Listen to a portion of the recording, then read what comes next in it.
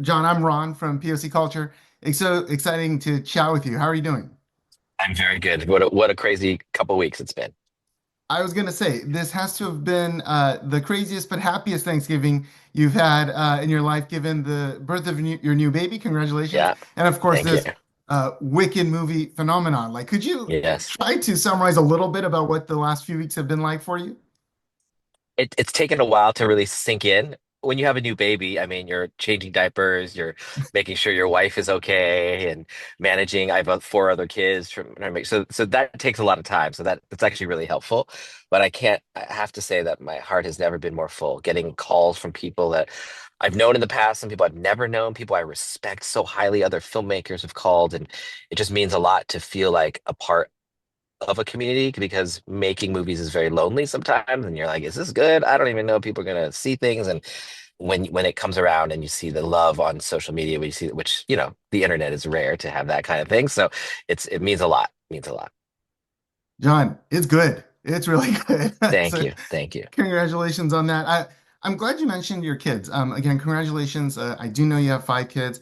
And one of the social media posts you shared recently was about how your two oldest kids were able to join you on some of the press tours and experiences. And you talked about how telling stories for how they see the world is paramount for you. Yeah, I do my work because I have a daughter and I wanted to highlight stories of representation that you and I, growing up, probably never got to see. yeah. Um, how much of that perspective did you infuse into this film? Every ounce of it. I think I changed when I had my first daughter during Crazy Rich Asians, right 2 weeks after we finished shooting.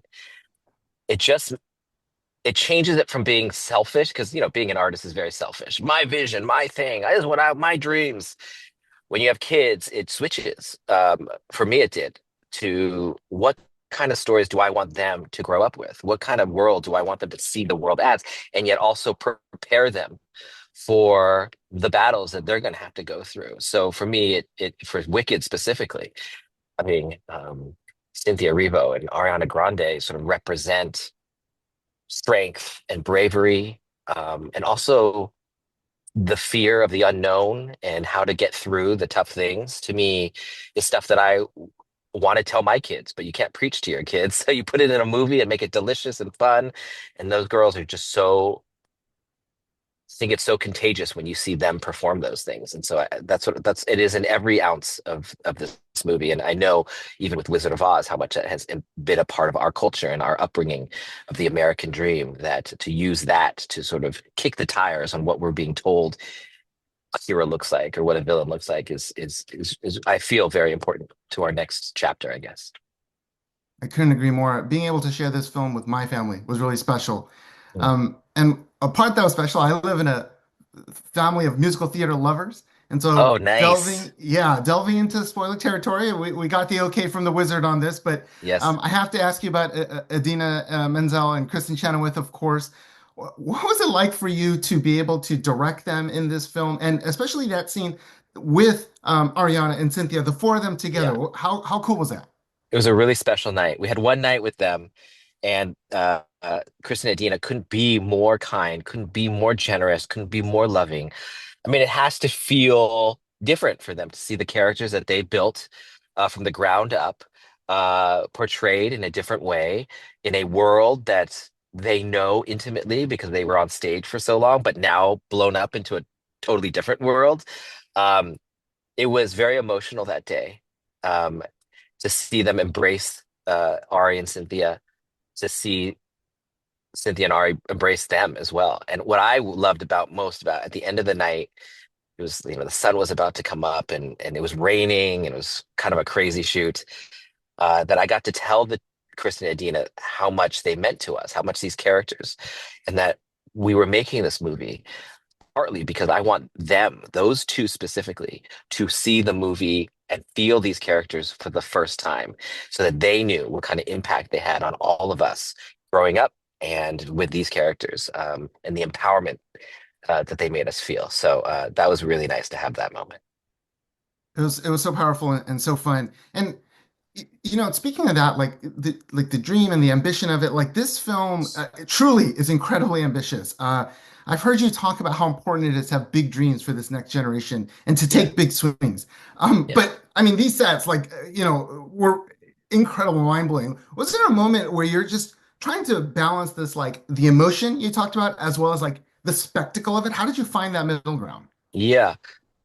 I do find that in this sort of turmoil of the world that we're living in, of everything's changing around us, and there's a lot of fear about what the next phase looks like. And I think that that can undercut what big dreams look like. And I think that we have a whole generation of people who have a camera in their hand and have distribution at their fingertips. What I was doing when I was doing wedding videos and bar mitzvahs in high school, that was a niche thing. I was like one of the kids that was doing it, a very few kids doing it. Now every kid is doing it. And so the power you have in your hands is just enormous. And so I think that positioning the horizon line for people, saying we have to shoot the moon, we have to go for the big things and tell the big stories, I think is really important for as storytellers who are lucky enough to be in this business. Um, and and in terms of balancing the two, the only way through is through the heart. There's no story that gets you just because of the plotting.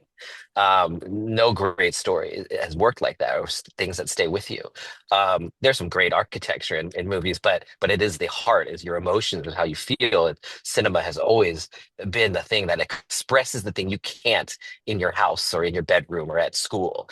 It's the thing that allows you to go to another planet or another world and come back home and feel that you've come home into maybe a place that can empower you or make you feel more confident or I, I love the way you frame all that, and I think it really comes through. Now, to build out this story, there's been a lot of talk about like elements from the original book, and extending it. We know part two is coming out. Like, how much of that did you go into? Of how much of the book I want, and how did you? What's the science behind that? um the science was maybe not much science, but really feeling like because I saw the show before it was ever on Broadway, I felt like I had a great perspective. I saw it with no context, zero context. So I remember what it felt like to see her come down in the bubble. I remember what it felt like to see Idina flying in the air, or Popular, how funny it was, or all the little things. I have a very pure memory of. So I tried to protect those things the most because I felt a responsibility to crystallize this story that had never been told in animation or in live action before, or even shot on stage before. Like they don't even have a recording of it. So for me, that was the first sort of North Star. Then the second one was what it made me feel, which sometimes what a show makes you feel and what is actually happening are different. We fill in the gaps for a lot of things. So it was about identifying those, and of course, working with Ari and Cynthia, that they had their own perspective of what they wanted to bring to it. And we are in a new time in 2024. Right after the pandemic, we all felt this uncomfortable um, thing of change, and the world is growing up. Technology has brought us all together. We all can hear each other. We're all roommates now, and we have choices to make about who we are. And so I think that that was the for me, the guiding light ultimately was, how do we infuse the urgency, why the story needs to be told now and not 20 years ago? Why does it need to be told now, not 5 years from now? That is the magic of what Wicked has always said, that timeless idea, but also the timeless idea that we always rise to the occasion, that who we decide to be, we always have the power to meet the moment. And this may be that time again. That's beautiful, John. Thank you for that. Thank you for the way you lift up the community, all marginalized communities, and you use your voice. This is really powerful film.